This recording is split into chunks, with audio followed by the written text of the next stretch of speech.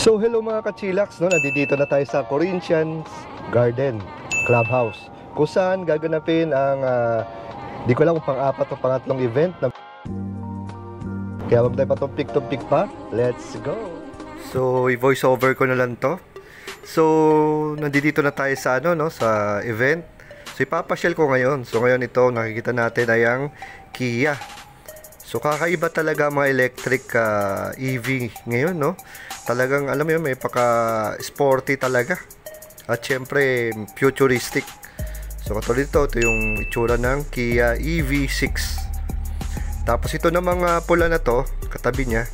Ito, isa to sa mga na-vlog natin, Model Y ng Tesla. Kaya napakagandang minsan na maka-attend ng ganito mga samahan. Katulad dito, pa-event ng Evoque. Yan, no? Brought to you by Lele. So meron din tayong vlog nito. Ito si Avatar. Ayan, Avatar. So lakad naman tayo dito. May kita nyo na naman ang siyempre series. So may mga vlog din tayo dito. Punta lang kayo sa mga playlist natin para mas madali nyo mahanap. So yan, dalawang series yan. Brought to you by QSJ Motors. Yan, Series 7. So soon bablog natin to ng medyo in-depth. So try natin, hanap tayo ng mga dito, makakausap. So madali ang walk around. So ito series 5. So may vlog na tayo rin nito, series 5. At syempre ito isa sa mga pinakamagandang very spacious, ang best tune. Yan, meron din tayong vlog niyan. So lakad-lakad tayo dito, napakadami talaga at alam mo yun, kung EV enthusiast ka, talagang matutuwa ka, lalo na kung naghahanap ka ng yung first EV. At syempre ito yung Honky. Ayan, napakabangis, diba? Ito yung napakaganda ng ads nito talagang mapapawaw kayo, parang mga pang talaga to, alam mo, mga Prince King yung dating pagka meron ka nito, talagang mga pang bigatin. Ayan, Honky. So sana maka-vlog natin to, HS9. Ewan ko kung tama yung pagkabasa ko. So pipili tayo dito ng matetest ride at mabablog ng mabilisan. Kasi ika nga, pumasyalan tayo dito. And ito, pinakabago ng Wuling. Ito ang Wuling Yep. So yun, Wuling Yep. So ito, wala pa tayong vlog nito. Siguro ito yung ating uunahin. So ang ganda, parang mini jeep, di ba? Electric mini SUV. Ito ang Wuling Yep. Ayan, So ito na siguro ating uunahin for now.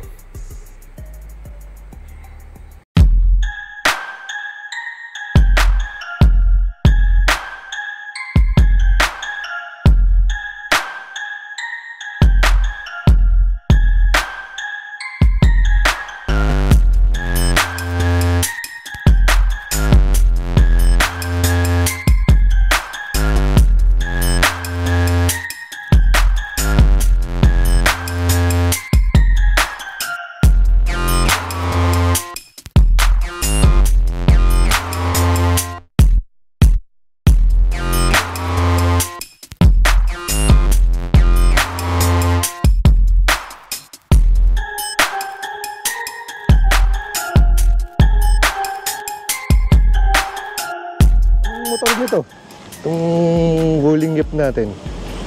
Motor, 50 kilowatts. 50 kilowatts. Tapos ang range nito? Range 303 per single charge. 303 per single charge. Layo-layo rin, no? Tapos ilang seaters to? 4 to 5. 4 to 5 seaters. 5 pagka 3 sa likod pagka kids ang sasakay. Pero pagka adult naman, hanggang lang siguro. Masikip na kasi sir. SRP 1083. So SRP to 1083. May less discount pa pagka cash payment. So ito ngayon sir ay available o pre-order? Pre-order pa rin sir. Pre-order to. So doon pa rin sir sa Wuling Makati. Ayan. Kung nakita mo, ito yung aking partner na nung nag-vlog ako sa Wuling Makati. Ayan. So meron tayong bagong babalikan doon once na meron ng display, no? Opo. So at least yun, glimpse mo na sila dito. Bukas na ba sir? Bukas? Bukas sir. Ayan. So ito yung Wuling Yep natin. Ayan. So very first, bagong-bago pala to. Dito natin makikita sa iba. Ang ganda ng ano. Ang ganda ng interior, oh. Ayos, ah. Maganda quality, tapos ano, luxurious yung itsura. Ganda ng ano, ganda ng dashboard, ganda ng pagka-leather nito, mga kachilax, oh. Ayan. So ito ang ating Wuling Yep. So ngayon, mga basic specs pa lang alam natin ito. Ayan. Ayan, oh. Wow, ang ganda nito. So anong top speed naman ito, sir? Top speed 105. 105. Yes, sir. Ganda ng loob pala nito, no? Ganda ng interior. Meron na rin siyang auto hold, sir. Auto hold. Tapos meron na rin cruise control, and then electronic na rin yung handbrake niya. Ah, okay, ah. So parang ano to, no? Mas upgraded to kaysa doon sa ibang unit, no? Yes, sir. No? Parang tatingin ko, mas Ito yung latest ni Wuling, sir. mas latest ni Wuling. Sa Pilipinas po. Ah, kaya pala. Tapos may USB port na tayo dito. Ayan. So, console boxes natin. Saka dito. Mapundutan dyan sa mga ilaw. Sa charging port naman, sir, nasa harapan po. Nasa harapan. GBT type pa rin, sir. GPD type na yan. Ganda, oh.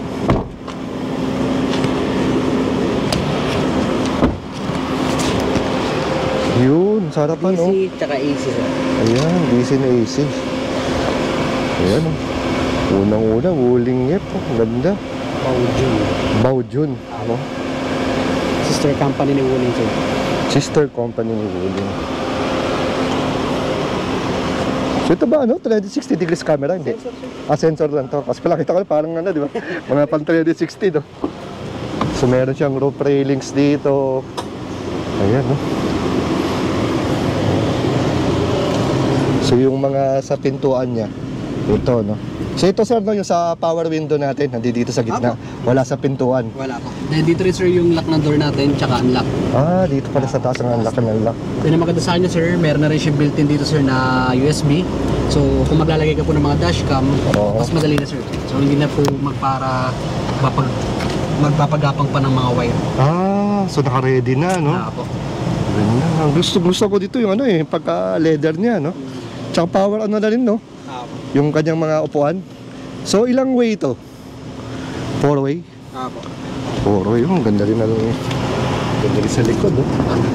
So ito, sir, itong ating back seat na titiklop. Yes po. Foldable. Po. Ayan, foldable pala to. Sir. Ayun. Pwede siyang matiklop. Ayan.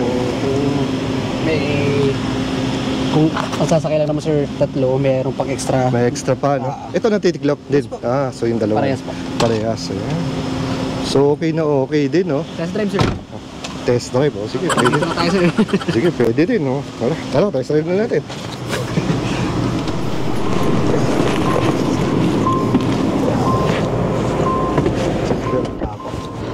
So ito mga kachilax, no? Biglaan tayong pinadrive ni sir. Sana all. Yep. Ayan. So dito lang tayo. Hindi ko rin kabisado dito. So ang ganda rin pala, no? Parang mas maliit pa sa Jimny, no?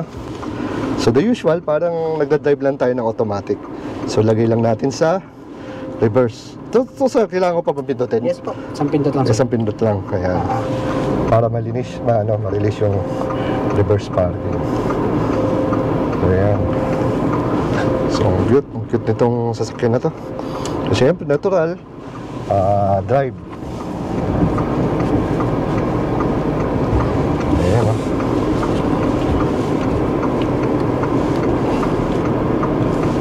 So maganda dito, very friendly to sir sa mga mga beginner, no? Saktong-sakto to, mga kachilax, oh. So mataas-taas din ba sir ang ground clearance nito? Yes, sir. Yan. So the usual, kahit na ito ay 50 kilowatts, no? 50 kilowatts, ramdam mo naman na yung kanyang hatak malakas. Hindi na tayo pwede magka-overspeed dito. Baka may ano dito. Subdivision ka din. Subdivision to, tsaka Corinthians eh. Medyo baka kasing higpit na Ayala. Medyo mahirap na ano dito. Ma-penalize. Ingat lang tayo. Tamang takbo lang. Ganda. Ganda yung pakaramdam. Maganda yung suspension. Kahit pa paano, ang lamig ng aircon. Ayan. So, tingnan natin ang ikot nito. Ano mo? Ayan, kayang-kaya. Isang pitan lang. Di ba? Wala ka na naglalaro nito sa time zone, ha? Ganda, ganda. So ito sir, pagdating sa sa warranty natin, anong warranty nito ni Di Baojun Yap sir, ang warranty natin sa main battery po naka 8 years po tayo sir. Wow, For 8 years. 120,000 kilometer kung ano po yung mount na sir. And then for the vehicle naman sir, 3 years or 100,000 kilometer po. 3 years, oo. As usual, ang ganda, no? Ang medyo matagal din na binibigay ni Wuling na warranty. Warranty sir. Sa battery pa lang, yun ang kinakatakutan ng lahat eh. 'Di ba? Basta ingat lang. Basta normal lang yung pagkasira o sabi natin karoon ng problema, factory defect, 8 years, no? Tapos 8 years. Kaya palit agad yun, sir. Palit sir. Palit agad yun, no? 'Di ba? Since na electric to, wala na masyadong kailangan yun eh. I-maintain eh, no? Konti lang. So ito, kahit kita natin. Ito, kahit pataas, oh. Ayan, oh. Ayan, pag binanata natin, no? Kita natin yung hatak. Ayan. Tingnan natin sa hams, ayan. Wala naman tayong sayad. Okay na okay. Pwede ito sa mga kahit mga lumang driver, pwede. Pero sabi nito, kahit yung mga kahit yung mga baguhang driver, no? Saktong-sakto sa kanila to. Ano gusto mo nung mo to? Nung unang nilapag to compared sa mga ibang nilabas ng Wuling? Actually sir, unang-una yung niya, stable sir. Since mataas po yung clearance niya. Ayun. Compared sa mga mini EV natin. Oo nga. Then pagdating naman sir sa power, times 2 ng Times mga 2? mini EV natin sir. Ano ba? Bakit yung mga unang mga nilabas ni Wuling naman, sir, ilang kilowatts lang ba yun?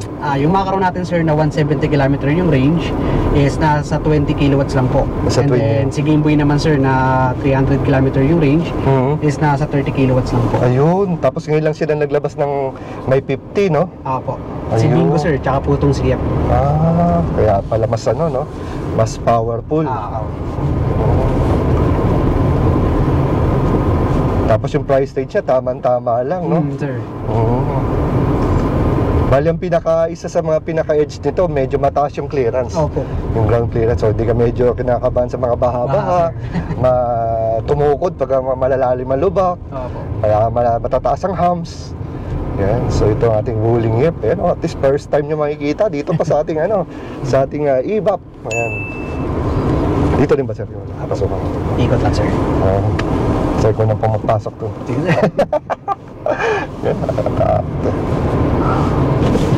Yun, no? Kahit na hindi ako nag-iingat sa mga bako-bakong ganun, walang sayad. Suwabe. Suwabing-suwabe. Kaya ako sa inyo mga ka-chillax, bisita na kayo sa Wuling dito sa Makati.